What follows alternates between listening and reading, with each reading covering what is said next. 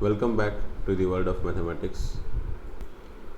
Today we are going to see some more questions of domain और आज हम वही क्वेश्चन देखेंगे जो क्वेश्चन एग्ज़ाम में पूछे गए हैं ताकि एग्जैक्ट प्रोसीजर वापस एक बार रिवाइज हो सके एंड आपका कॉन्फिडेंस लेवल भी बूस्ट हो सके कि भाई हाँ इस तरह के क्वेश्चन पूछे जाते हैं और इतने टफ भी नहीं है, ठीक है।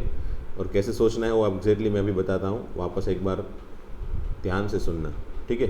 First question, domain of the function F of x equal to this one, इसका डोमेन फाइंड करना है। चलो सबसे पहले क्या सोचेंगे, यहाँ पे दो फंक्शन अलग अलग है, दोनों का एडिशन है, बराबर। तो पहले आगे वाला जो फंक्शन है उसका डोमेन फाइंड करो एंड पीछे वाला फंक्शन है उसका डोमेन फाइंड करो एंड देन टेक इंटरसेक्शन। याद है ना, ये अगर दो फंक्शन है तो हम उसका डोमेन कैसे फाइंड करते हैं भाई, D F intersection D G, that is the domain of D F whatever function F of G या फिर F plus G, sorry F plus G, है ना।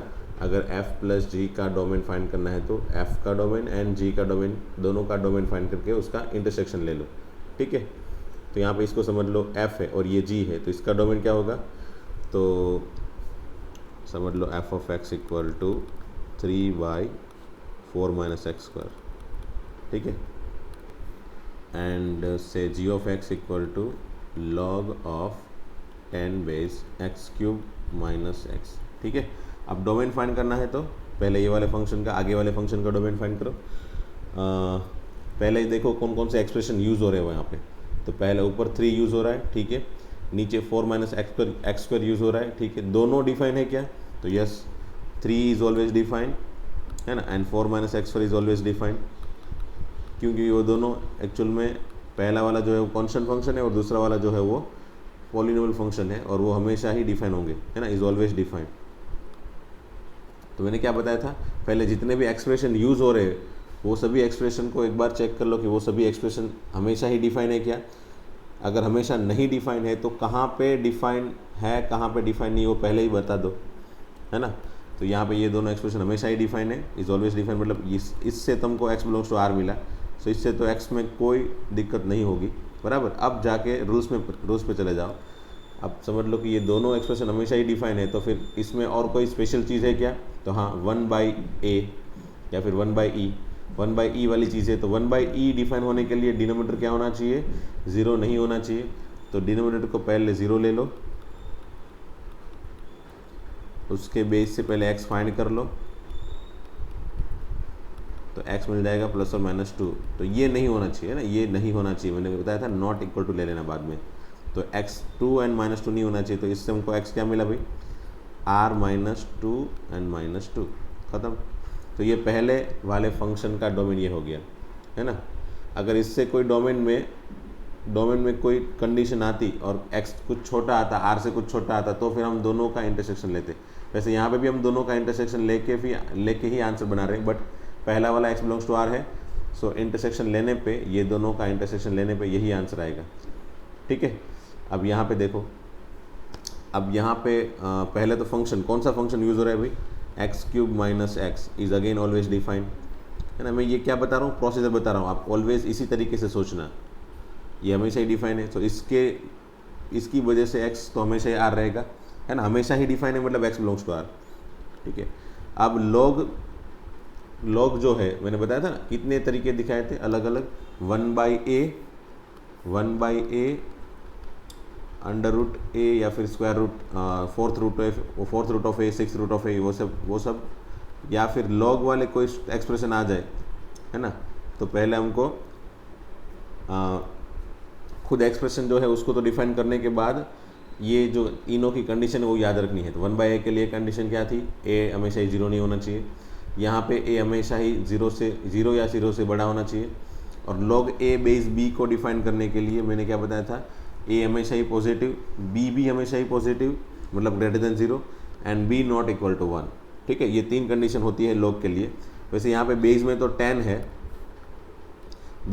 तो b जो है वो तो पॉजिटिव ही है एंड नॉट इक्वल टू 1 है। सो बाकी की 2 कंडीशन लिखने की ज़रूरत है नहीं, directly you can write X cube minus X, जो a है वो हमेशा ही पॉजिटिव, मतलब ग्रेटर देन 0, ठीक है। अब एक्स क्यूब माइनस एक्स मतलब एक्स कॉमन निकाल लो, X into X square minus 1 greater than 0, hence x into X minus one X plus one greater than 0। तो फिर ये हो गई इनइक्वलिटीज़, और इस इनइक्वलिटी को सॉल्व करना हमको परफेक्टली आता है ना। पहले नंबर लाइन बना लो, फिर पॉइंट डिनोट कर लो। पहला वाला पॉइंट है 0, है ना। x इसके इक्वल टू 0 करोगे तो x खुद 0 हो जाएगा, फिर इसके इक्वल टू 0 करोगे x इक्वल टू 1 हो जाएगा, एंड देन इसके इक्वल टू 0 करोगे तो x इक्वल टू -1 हो जाएगा। ठीक है, फिर मैंने क्या बताया था भाई, अगर सबके पावर 1 1 1 है तो फिर ये प्लस माइनस प्लस माइनस। अब पॉजिटिव लेना है, ग्रेटर देन 0 मतलब पॉजिटिव लेना है, तो इससे हमको x क्या मिला भाई, तो -1 से 0 यूनियन 1 से इनफाइनाइट। ठीक है, और आप देख सकते हो यहाँ पे ओपन ब्रैकेट है, मतलब यहाँ पे ग्रेटर देन 0 है तो ओपन ब्रैकेट लेना है मुझे। ठीक है, क्लोज ब्रैकेट नहीं लेना है। अब मुझे दोनों का इंटरसेक्शन, कौन से दोनों का इंटरसेक्शन, ये दोनों आंसर का इंटरसेक्शन लेना है मुझे फाइनली। ये पहला आंसर और ये दूसरा आंसर, ये दोनों का इंटरसेक्शन लेना है। तो लेते हैं, चलो नंबर लाइन के अंदर ही डिनोट करके हम इंटरसेक्शन लेंगे, है ना, मोस्टली। ठीक है, ओके, ये नंबर लाइन हो गई। अब पॉइंट कौन कौन से लिखेंगे, तो जो जो क्रिटिकल पॉइंट यहाँ पे ये लोग उन लोग ने यूज़ किए, 2 -2 है, -1 0 एंड 1, है ना। ये पांचों पॉइंट पहले लिख लो, -2 -1 0 1 एंड 2। ठीक है, अब देख लो ये जो पहली कंडीशन है, फर्स्ट कंडीशन, उसमें क्या नहीं होना चाहिए, 2 एंड -2, बाकी सब कुछ होना चाहिए। तो उसको अगर मैं डिफाइन करूँ, ड्रॉ करूँ सपोज, तो वो ऐसे ड्रॉ होगा, -2 पे आंसर नहीं आएगा एंड 2 पे आंसर नहीं आएगा। ठीक है, ओके, चलो ये हो गया पहला। फिर दूसरा कैसे होगा भाई, तो -1 से 0, -1 नहीं लेना है, एंड 1 से इनफाइनाइट फिर। ठीक है, अब दोनों का इंटरसेक्शन ले लो, तो ये इंटरसेक्शन होगा यहाँ पे और यहाँ पे इंटरसेक्शन होगा, फिर यहाँ पे अगेन गैप आएगा, फिर अगेन इंटरसेक्शन। ठीक है ना, ये 2 नहीं लेना है क्योंकि 2 ऊपर नहीं, ऊपर वाले केस में है, नीचे वाले केस में नहीं है ना, यहाँ पे नहीं है, इसलिए 2 भी नहीं ले सकते, 1 भी नहीं ले सकते, 0 भी नहीं ले सकते, एंड -1 भी नहीं ले सकते। बाकी सब कॉमन पॉइंट ले लो, तो फाइनली आंसर बन जाएगा x बिलोंग्स टू -1 से 0 यूनियन 1 से 2 यूनियन 2 से इनफाइनाइट। ये आपका फाइनल आंसर हो गया। देखो, -1 से 0 1 से 2 2 से इनफाइनाइट, -1 से 0 1 से 2 2 से infinite, that is option A. अब second question, domain of the function sin inverse x - 3 by √9 - x²। सबसे पहले मैंने क्या बताया था, जितने भी एक्सप्रेशन यूज़ हो रहे हो वो तो यहाँ पे x - 3 यूज़ हो रहा है और ये 9 - x² यूज़ हो रहा है, बराबर। वो दोनों हमेशा ही डिफाइन है, सो उसकी वजह से कोई प्रॉब्लम है नहीं। फंक्शन के अंदर कोई एक्सप्रेशन है ना, उसको पहले चेक कर लो। ठीक है, तो ये हमेशा ही डिफाइन है, तो उसकी वजह से तो x बिलोंग्स टू r ही आएगा। So we don't need to write every time, है ना। आप तो एग्जाम में, अगर JEE की एग्जाम में इस तरह के क्वेश्चन सॉल्व कर रहे हो तो इस तरह की कोई चीज़ें लिखने की ज़रूरत है नहीं, है ना। और इस तरह के क्वेश्चन हमेशा ही JEE वाली एग्ज़ाम या फिर उसके कोई इक्विवेलेंट लेवल की एग्ज़ाम में ही पूछे जा सकते हैं, इतने टफ लेवल के क्वेश्चन। वैसे NCERT की बुक में इतने टफ लेवल के क्वेश्चन तो दूर दूर तक नहीं है ना, बहुत इजी है। या तो फिर सिर्फ इतना होता है √9 - x², या फिर x² - 2x + 1, इस तरह के कोई सिंपल वाले फंक्शन होंगे, है ना। या फिर 1/x² - 4, इस तरह के सिंपल वाले फंक्शन ही होंगे जिसके लिए आपको इतनी ज़्यादा चीज़ें लिखने की ज़रूरत भी नहीं पड़ेगी, उतना ज़्यादा सोचना भी नहीं पड़ेगा, है ना। बट यहाँ पे कंपोजिट फंक्शन यूज़ होते हैं, मतलब एक फंक्शन के अंदर दूसरा फंक्शन, वो वाली चीज़ें होती है। ठीक है, तो चलो आप पहले न्यूमरेटर को देख लेते हैं।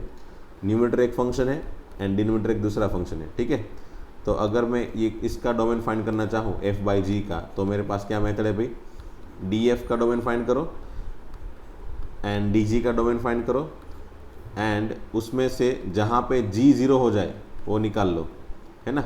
वो तो आपको पता है, मतलब डिनोमिनेटर जहाँ पे 0 है वो सभी पॉइंट हमेशा ही फाइनली निकालने होते हैं। ठीक है, तो चलो देखते हैं।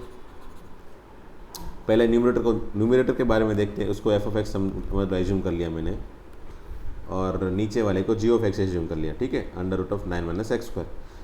तो f(x) का डोमेन फाइंड करने के लिए सोचो, sin इनवर्स x का पहले डोमेन सोचो। sin इनवर्स का डोमेन क्या होगा, मैंने बताया था आगे एक आध क्वेश्चन में। पहले sin इनवर्स के बारे में सोचो कि sin इनवर्स x कहाँ पे डिफाइन होता है। तो यहाँ पे sin इनवर्स x को डिफाइन करने के लिए x हमेशा होगा -1 से लेके 1 तक। ठीक है, तो based on that sine inverse of x minus 3 में x minus 3 belongs to -1 to 1। ये मैंने बताया था, ये वाली चीज़ तो आपको याद रखनी ही है ना, ये वाली चीज़ आपको याद रखनी है। सो बेस्ड ऑन दैट आप कुछ भी बना सकते हो फिर, ठीक है।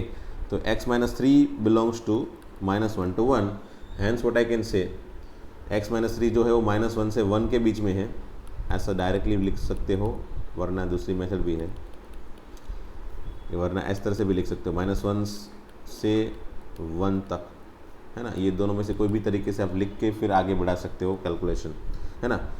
मोस्टली मैं पहला वाला ये वाला तरीका यूज़ करूँगा, क्योंकि रेंज में भी हम यही तरीका यूज़ करके फटाफट से आंसर बनाएंगे, इसलिए वहाँ पे प्रैक्टिस भी हो जाएगी आपकी। तो ये x minus 3 belongs to -1 to 1 है।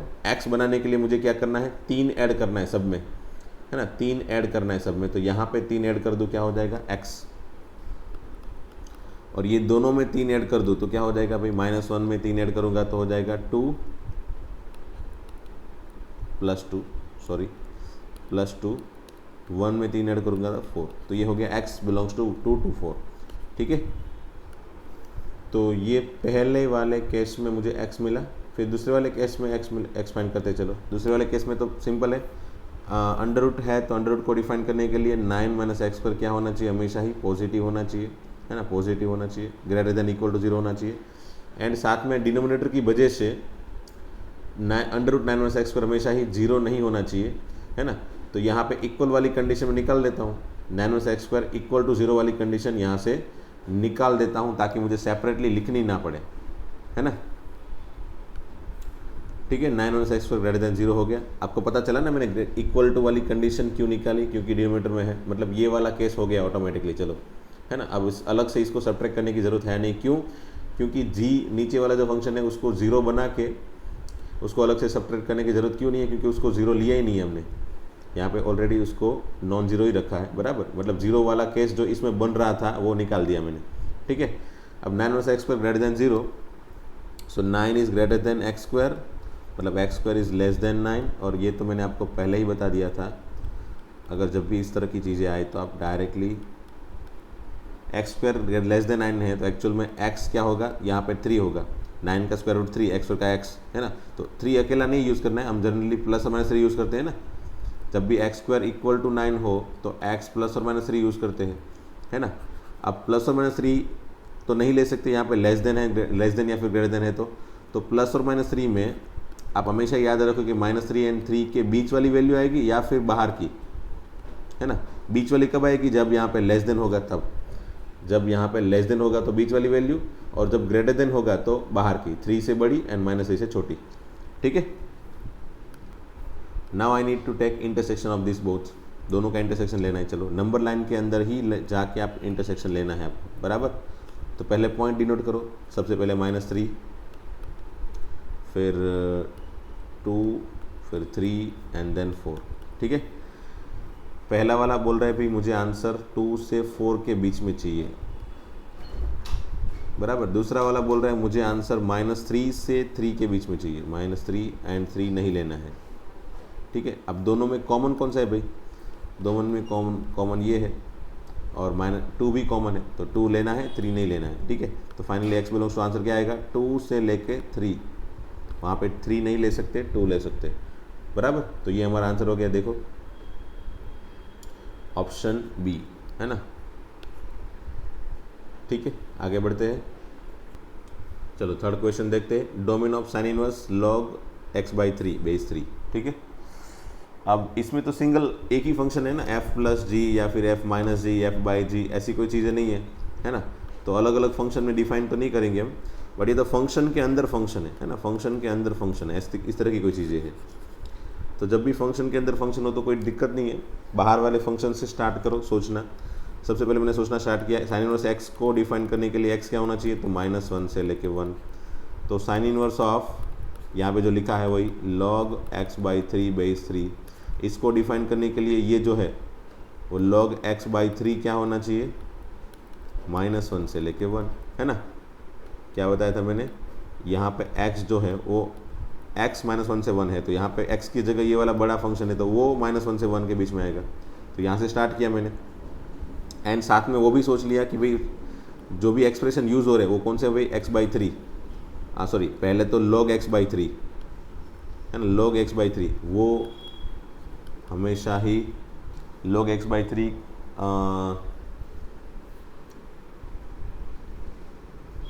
वो log x/3 तो ठीक है, -1 से 1 के बीच में, तो log x/3 हमेशा ही पॉजिटिव आंसर नहीं, वो तो हमेशा ही दोनों तरह के आंसर दे सकता है। उसके अंदर वाला देख तो हाँ x/3 is always positive, x/3 is always defined, बराबर, is always defined. So based on that what I can से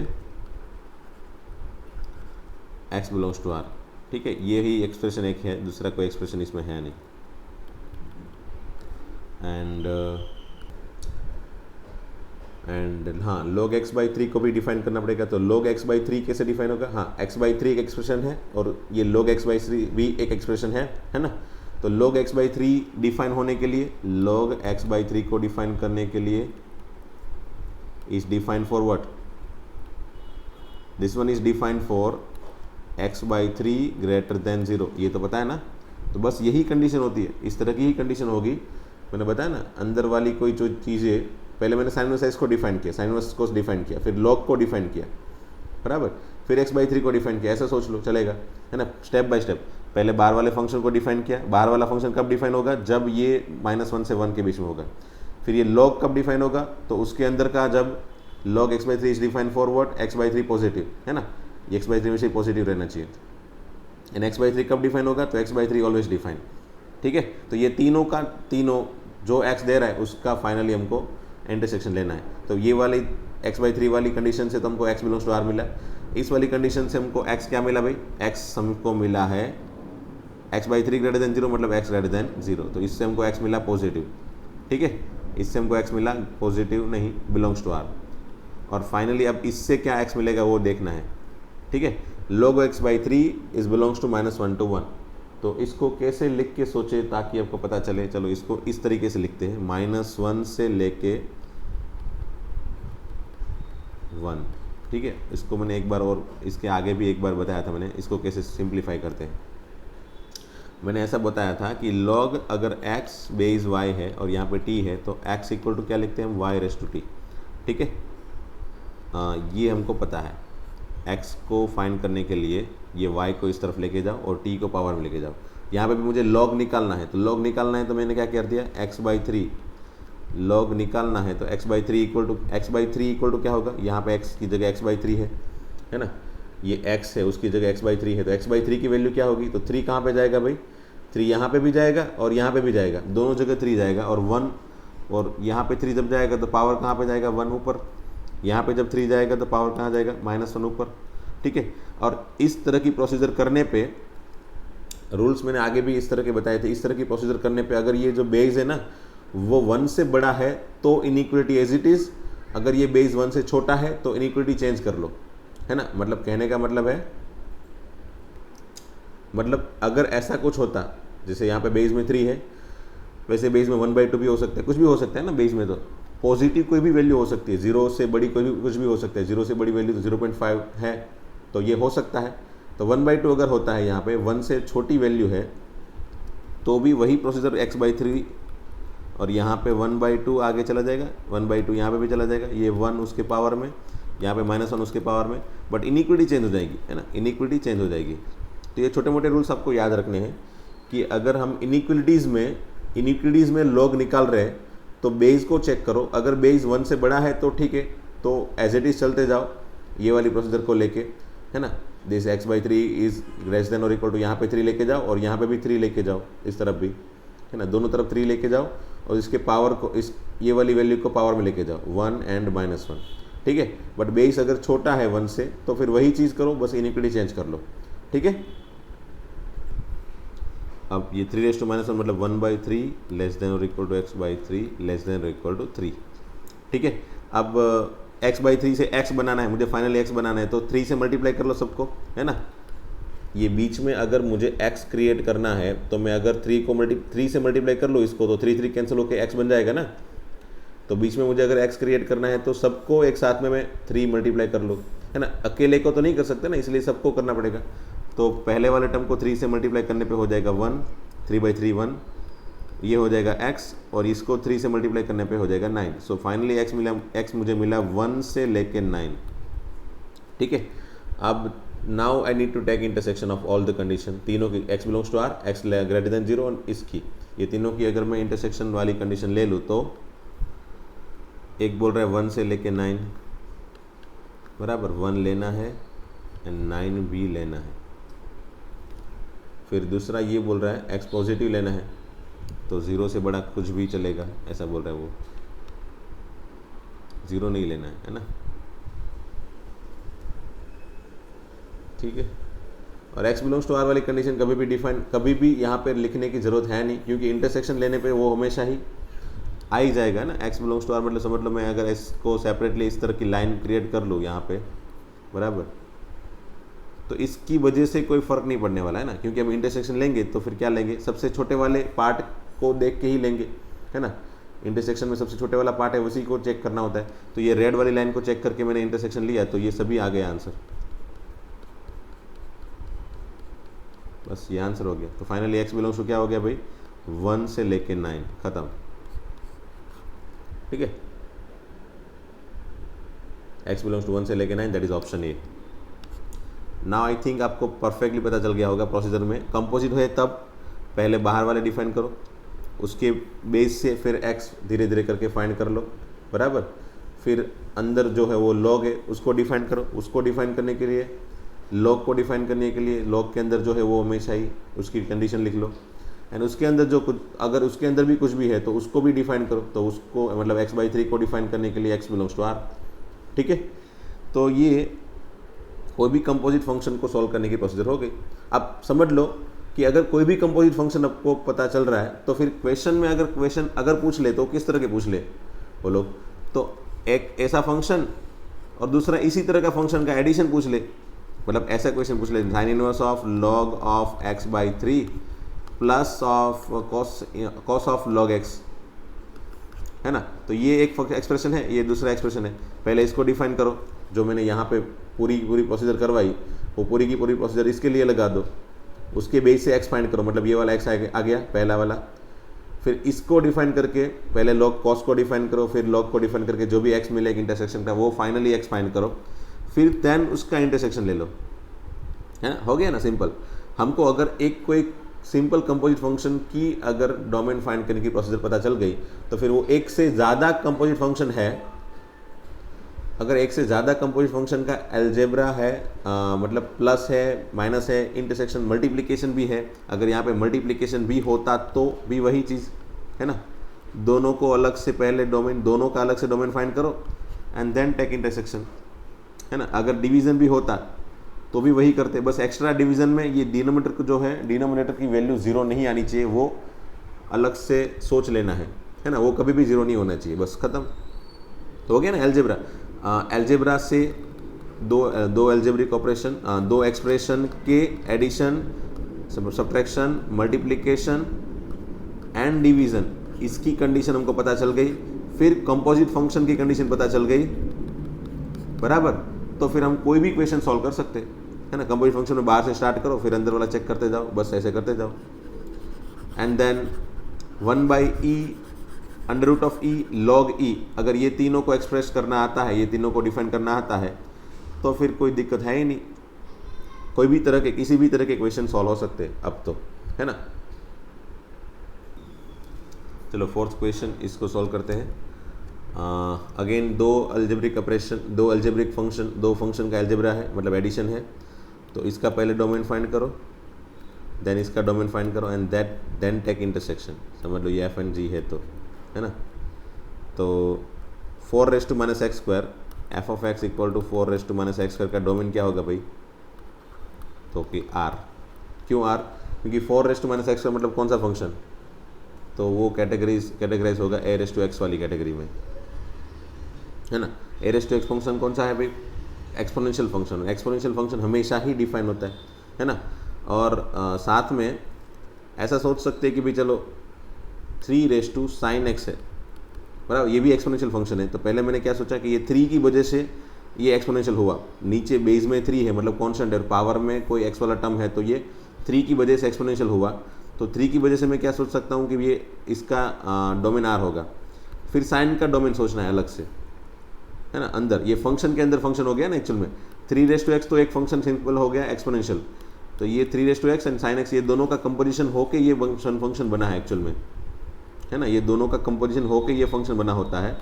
तो जब भी दोनों का कंपोजिशन बन के फंक्शन बनेगा तब दोनों को सोचो, मतलब दोनों फंक्शन को एक साथ में सोचो। पहले बाहर वाले फंक्शन से सोचो, तो बाहर वाला फंक्शन कौन सा है 3, उसकी वजह से डोमेन क्या है आर, तो कोई दिक्कत नहीं है। फिर अंदर वाले फंक्शन को सोचो, उसकी वजह से कोई दिक्कत है कभी, उसका भी डोमेन क्या है आर। तो मतलब x की वैल्यू में कुछ भी ले लूँ, यहाँ पे कोई भी r की वैल्यू ले लूँ, साइन एक्स हमेशा ही डिफाइन होगा और साइन एक्स का जो भी आंसर आएगा वो 3 के पावर में रखूँगा तो हमेशा ही वो आंसर देगा, हमेशा ही आंसर देगा। बस इस तरह की एक्चुअल में पैटर्न होती है। डेफिनेटली नहीं समझ में आया तो चलेगा, आप तो ऐसे ही सोचो डायरेक्टली कि भाई ये नीचे बेस में कोई कांस्टेंट नंबर है समझ लो a, और पावर में कोई फंक्शन है, तो ये एक्सपोनेंशियल फंक्शन हो गया। अगर ये है a है, मतलब ये तो हमेशा ही इसका डोमेन r होगा। इसी को लेके चेक करो, बस एक्सपोनेंशियल फंक्शन में इसी को लेके चेक करो, इसका जो भी डोमेन होगा वही आपका आंसर है ना। इसका समझ लो डोमेन x बिलोंग्स टू से -1 से लेके 5 है, तो यही आपका आंसर हो जाएगा, क्योंकि इसकी वजह से तो आपको x बिलोंग्स टू r मिला है ना। समझ लो मैं छोटे एक दो क्वेश्चन दे दूँ से, ऐसा पूछ ले 3 से साइन इनवर्स x, है ना। तो इसका डोमेन क्या होगा, तो ये 3 की वजह से तो r डोमेन होता है, तो इसको देखने की ज़रूरत है ही नहीं, है ना। 3 की वजह से मतलब एक्सपोनेंशियल में 3x होता है ना, तो इसका डोमेन हमेशा ही r होगा, बराबर। इसीलिए ये 3 की वजह से तो हमने डोमेन r लिख लिया, बस ऐसा सोचो पहले। फिर साइन इनवर्स x के पास जाओ, उसकी वजह से x क्या होना चाहिए, तो उसकी वजह से x होना चाहिए -1 से 1, तो फाइनली इसका डोमेन होगा -1 से 1, है ना। इसको डिटेल में सोचना है तो ऐसा सोचो कि अगर मैं x की वैल्यू इसके बाहर की कोई भी ले लूँ, समझ लो मैंने 2 ले ली, तो 2 लेने से साइन इनवर्स x खुद डिफाइन होगा, नहीं होगा। तो साइन इनवर्स x खुद डिफाइन होगा तो ये आंसर देगा ही नहीं। अगर ये खुद आंसर नहीं दे रहा है तो फिर मैं 3 क्या लिखूँ, 3 में यहाँ पे पावर में क्या लिखूँ ताकि मुझे कुछ आंसर मिले, कुछ भी नहीं आंसर मिलेगा। यहाँ पे कुछ नंबर है ही नहीं लिखने के लिए, for x equal to 2, then how can I get the answer of 3 something, I can not get. That is why I can not take x -1 से 1 आउटर रेंज ऑफ -1 to 1, मतलब 1 से बड़ा या फिर -1 से छोटा मैं नहीं ले सकता, है ना। और ऐसा सोचो बाद में कि अगर मैं -1 से 1 के बीच में ले रहा हूँ, बराबर, तो साइन इनवर्स x क्या होगा, तो ये तो मेरे ख्याल से आपको अभी पता नहीं चलेगा कहाँ पे जाएगा। जब x -1 से 1 होता है तब साइन इनवर्स x एक्चुअल में, जब x -1 से 1 होता है तब साइन इनवर्स x हमेशा ही होगा -π/2 से π/2, that you don't know right now, but अब बस अभी सोच लो कि ऐसा होगा, बराबर। तो अगर x -1 से 1 है तो साइन इनवर्स x की वैल्यू ये है, मतलब पावर में हमारे पास मिनिमम -π/2 है और मैक्सिमम π/2 है ना पावर में। तो पावर में ये वाली कोई वैल्यू है, तो पावर में तो कुछ भी हो चलेगा, है ना। 3x डिफाइन होने के 3x हमेशा ही x बिलोंग्स टू r के लिए डिफाइन है, मतलब यहाँ पे x कुछ भी चलेगा, तो x कुछ भी चलेगा तो फिर ये भी चलेगा, है ना, ये भी चलेगा। x अगर कुछ भी चलेगा मतलब ये x यहाँ पे बोल रहे हैं वो लोग x बिलोंग्स टू r, मतलब x कुछ भी रखो, x की वैल्यू कुछ भी रखो, 3x तो हमेशा ही डिफाइन होता है, मतलब यहाँ पे कोई भी पावर रखो ये तो हमेशा ही आंसर देगा। बस ये होती है डिटेलिंग, बट इसको एग्जैक्टली समझने की ज़रूरत है नहीं, आपको डायरेक्टली क्वेश्चन सॉल्व करने आने चाहिए। डिटेलिंग में कब जाना है, जब आपको ज़्यादा पता चल रहा है, एग्जैक्टली पता चल रहा है, तब डिटेलिंग में जाना। Otherwise you can directly move with the procedure, है ना। जब भी एक्सपोनेंशियल फंक्शन हो तो ये ऊपर वाले फंक्शन का ही डोमेन आंसर होगा, बस खत्म। समझ लो 3 log x है तो फिर आंसर होगा log x का डोमेन जो है वही आंसर होगा, x > 0, बस खत्म, है ना। फिर समझ लो 5 यहाँ पे लिखा है, कोई भी समझ लो 10x लिखा है, ठीक है, तो 5 10x लिखा है, तो मैंने क्या बताया 10x का डोमेन सोचो। 10x का डोमेन क्या होगा भाई, तो x belongs to r - 2k + 1 π/2, ठीक है। फिर कुछ भी सोच लो, समझ लो पाई रेस टू, पाई मतलब कौन सा नंबर, ये पाई रेस टू से x square plus x plus 4 ऐसा है। चलो तो अगेन नीचे का पाई देख के तो मैंने सोच लिया कि भाई कोई टेंशन नहीं है, बस ऊपर वाले का डोमेन जो हो गया वही आंसर होगा। तो ऊपर वाले का डोमेन क्या है भाई, इसका डोमेन भी आर ही है, तो फाइनली इसका डोमेन आर हो जाएगा, फाइनली इसका डोमेन आर हो जाएगा, ठीक है ना। फिर सोचो कि 7 पावर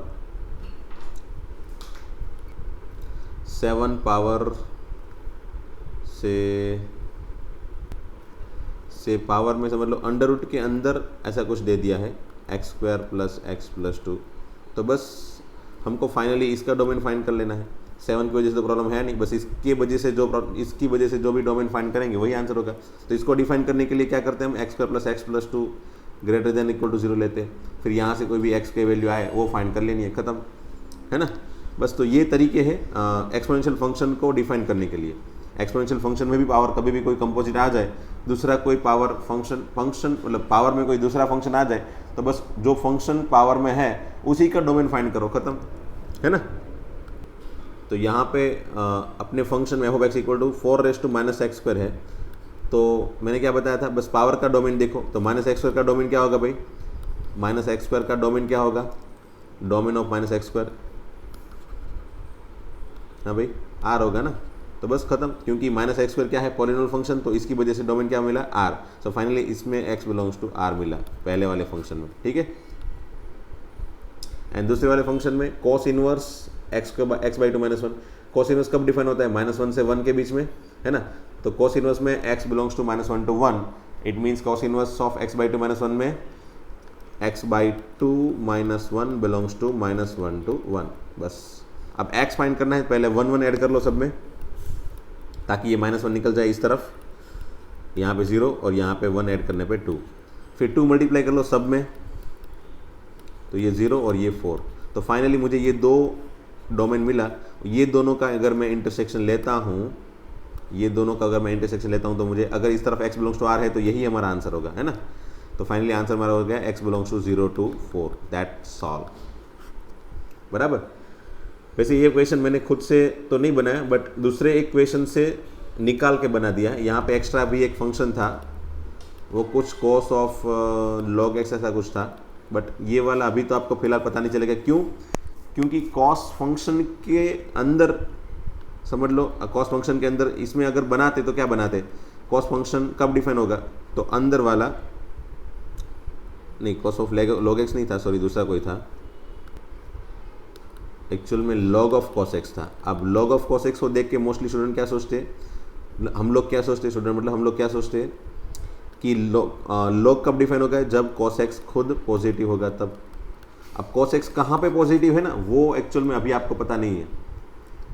अब कोई बंदा बोलेगा सर, जब जिसने थर्ड चैप्टर पढ़ लिया है, ट्रिग्नोमेट्री पढ़ लिया, वो बोलेगा सर फर्स्ट क्वाड्रेंट में एंड फोर्थ क्वाड्रेंट में डिफाइन है।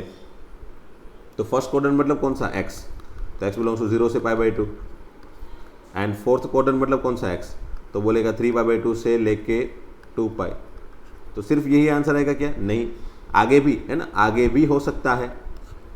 ये फर्स्ट एंड फोर्थ क्वाड्रेंट तो बहुत सारी जगह पे बनेगा, 0 से π/2, फिर अगेन 2π से लेके 5π/2, फिर अगेन ये हमने 2π तक ले लिया, बराबर।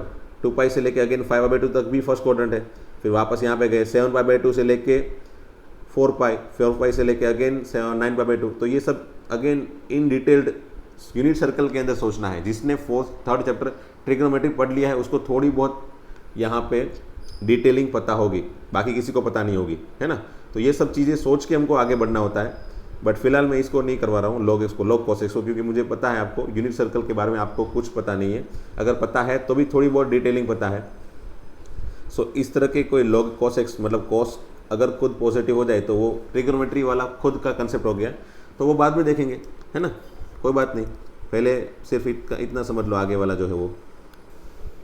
ओके, तो फिर चलो आज के लिए इतने ही रखते हैं क्वेश्चन। और आई थिंक आज मैंने जितने क्वेश्चन करवाए उसमें आप लोग को कम्प्लीटली पता चल गया है, और इसमें अगर कम्प्लीटली पता चल गया है तो डेफिनेटली आपको कोई भी क्वेश्चन में दिक्कत नहीं होगी, है ना।